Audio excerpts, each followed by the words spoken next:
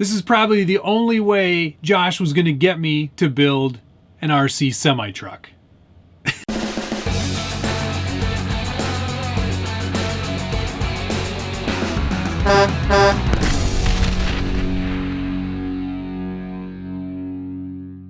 Welcome back to the Scaled Builders Guild. Thanks again for watching, and welcome to RCPC. This is where Josh from Harley Designs and myself take existing Tamiya RC semi-trucks and turn them into fully functioning gaming and streaming PCs, mobile at that, because obviously the Tamiya semis are RC trucks. And while you're saying, cool, putting a PC onto a semi-truck isn't that interesting, the interesting part is trying to make it look like there isn't a PC anywhere on the exterior of these vehicles. And that is going to be the big challenge for both of us, cramming all of this PC gear into these semi-trucks. I'd like to start by thanking our partners for this project. Tamiya, of course, for providing us with some pretty awesome RC gear. Tamiya has long been in the business of 14th scale semi-trucks, and there is a lot of product available in their catalog to choose from. These are the choices I've made. The Mercedes Aerox 3363 and the 40-foot container trailer. I thought these would be a great choice, and I'll explain to you a little bit later as to why I chose them.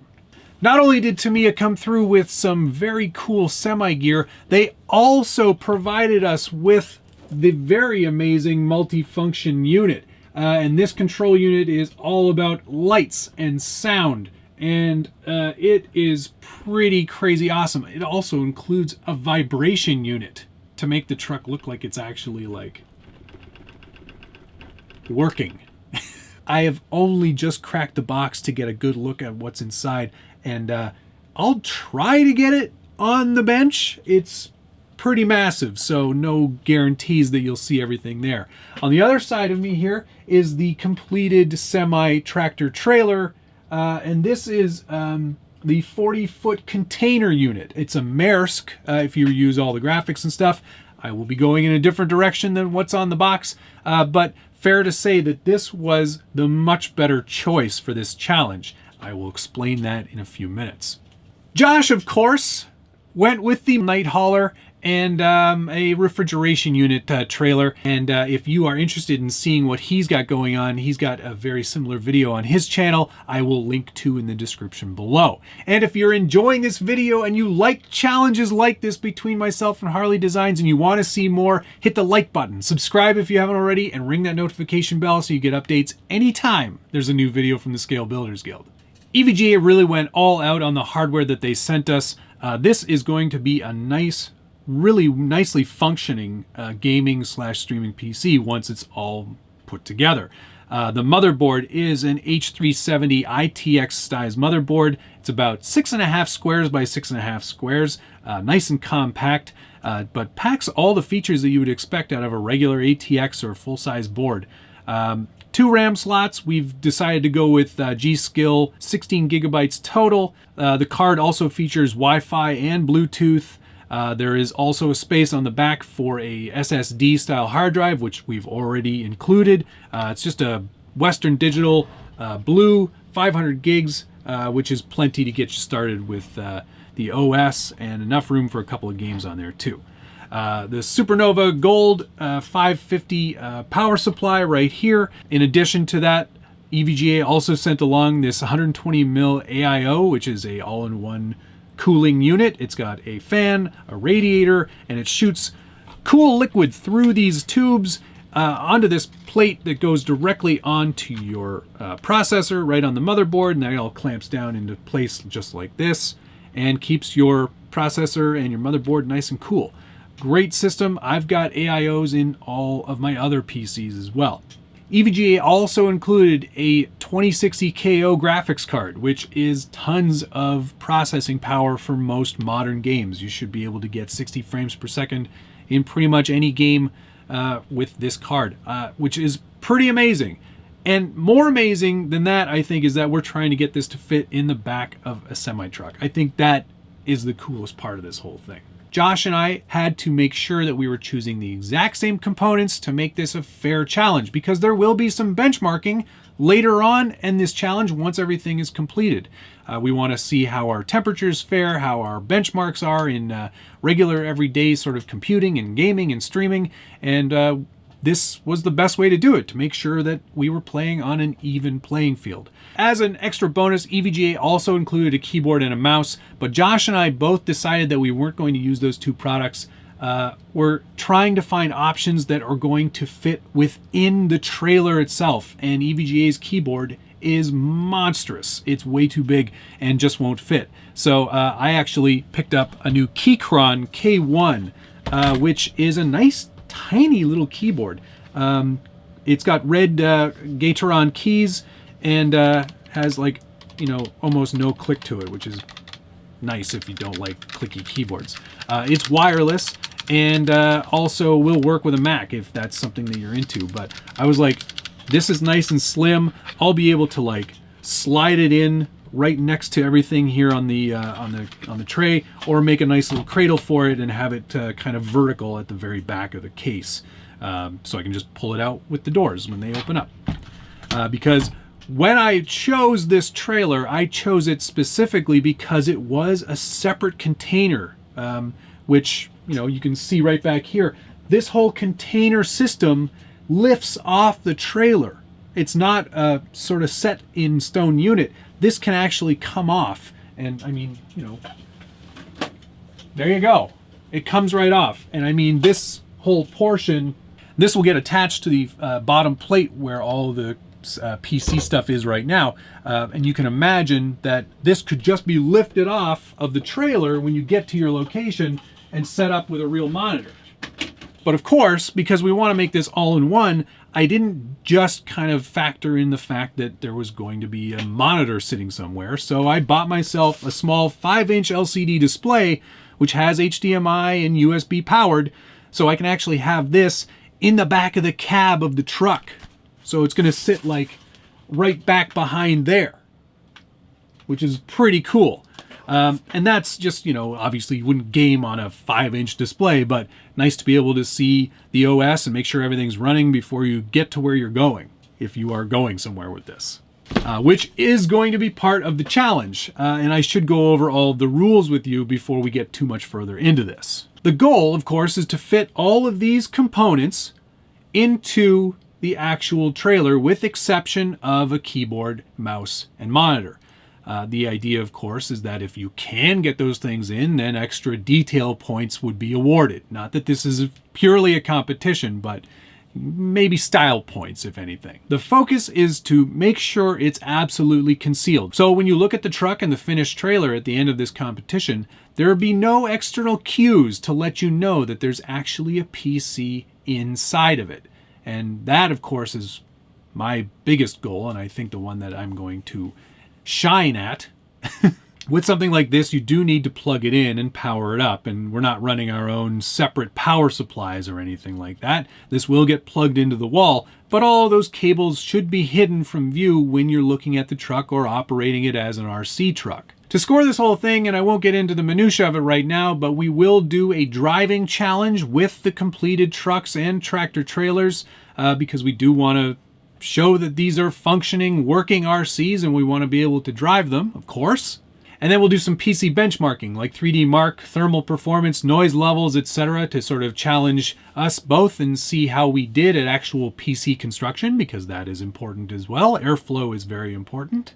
Further metrics we could look at is, how concealed the whole thing is, or how clean the PC build is. And mine isn't very clean right now, and I'm kind of hoping to get it a little bit cleaner, but we'll see. And extra features like peripherals, or maybe a projector, or other ways of showing things without having to use a monitor. There's all sorts of ways in which we could judge whose is better.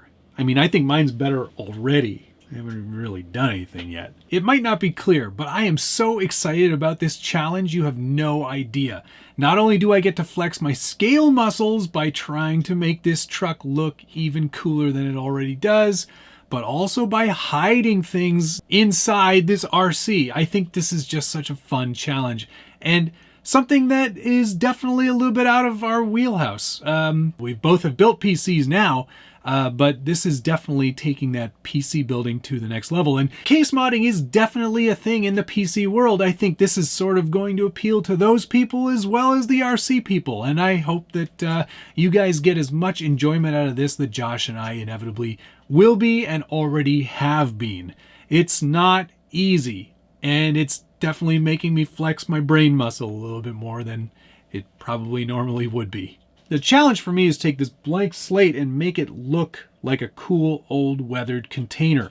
I don't want it to look new. I want it to look like it's been out at sea for a long time, weathered, and I'm going to create some very cool graphics, I think, to pay some homage to our partners on this, Tamiya and EVGA. And I'm very much looking forward to putting this together and actually getting it built. This is not a big platform in which to build, and PCs have gotten substantially smaller and more powerful over the years, but there is still some actual logistics to putting all of this stuff in and making it fit and keeping it clean, and also hiding everything too.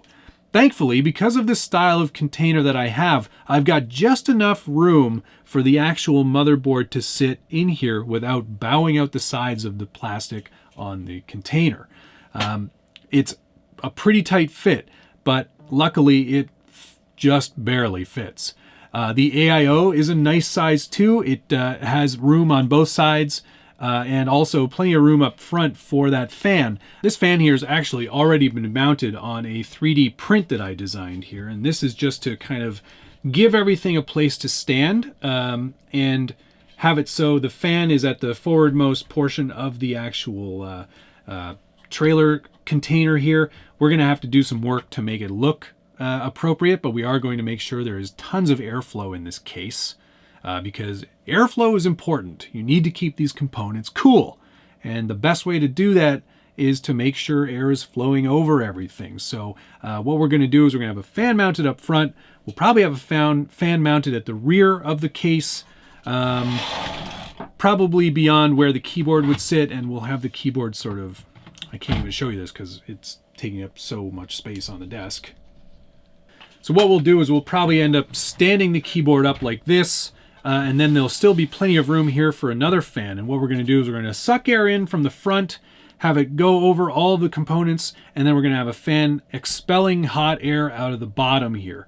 And when it's sitting on top of the trailer, plenty of airflow underneath to allow that to happen. And it should create sort of this nice flow through to allow all of the devices to get the proper amount of air.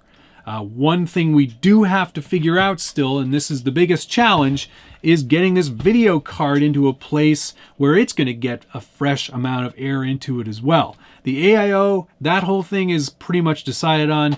The power supply, I think we've decided on that location too.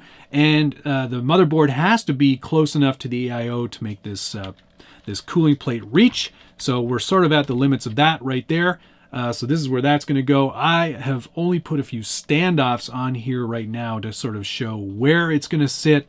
I will design some sort of 3D printed mount so it sits in there properly. Right under here is where the graphics card is currently sitting, and I've got it sort of connected with this ribbon extension that is usually meant for a vertical mount inside an actual PC case. So the graphics card would actually sit like that. Which looks cool in a case, but is really horrible for space management inside of this PC. Initially I thought maybe we'd do like a vertical mount of the actual board, but I don't know if that's going to work. I think it might be a tiny bit too tall for the actual container. So that's something I'm going to be looking at in the next couple of days. Because I really want to make sure that not only is this functional, but also efficient. And that's sort of the key to making this whole thing work really well, especially in the benchmarking section. We're just getting started. And, you know, I still have a whole semi-truck I have to build and put this really glorious MFU multifunction unit kit into it as well. Thank you very much to Tamiya for sending this along. When Josh and I first started this, we were like, oh man, this is going to be so easy. There's a ton of space inside these things, and these components aren't going to take up that much space. And now here we are going, how are we going to fit all this stuff in? Now, while my goal is to hide the PC entirely and to put a more creative, artistic spin on the outside of the container, Josh has got a few more challenges because he chose a different trailer than I did. He doesn't have this sort of modular sort of system where the whole thing can come off and be its own thing. His has to live on the trailer all the time. So he's got a few more challenges, and he's definitely going to present his truck in a much more different way. And that's the beauty of this thing, is that no two great minds think alike. Isn't that how the saying goes? Even in just sort of playing around, and you know, the construction of this trailer went really, really well, but it's huge, and making sure I could reassemble it after disassembling it is going to be another challenge into of itself. But as you can see, even trying to get it to sort of like fit in here without mangling everything is a pretty big challenge. Wouldn't it be so neat to have something like this and just like show up at a LAN party with like your full computer in like a container like this just under your arm? I think that would be so cool. Because I'm always going to LAN parties.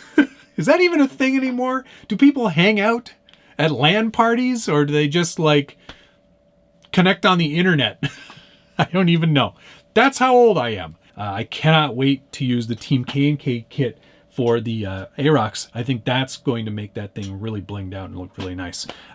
That's the next sort of few steps, is get this sort of laid out in a proper configuration so everything fits in there nicely, and then power it up and then build that tractor so we can get this thing kind of rolling. So there you go. That's sort of where we're at with this. Is this something that you would ever attempt? Do you find this interesting? This is sort of like a crossover, if you will, between the PC world and the RC world, hence RCPC in the intro. Put your comments down below. Let me know. I love reading through your feedback, and I try to answer as many of those comments as I can. So that's where we're at. That's part one. Trailer constructed. Things started to be laid out. Much appreciation to both Tamiya and EVGA for allowing Josh and I to have this crazy idea and to try to bring it to fruition.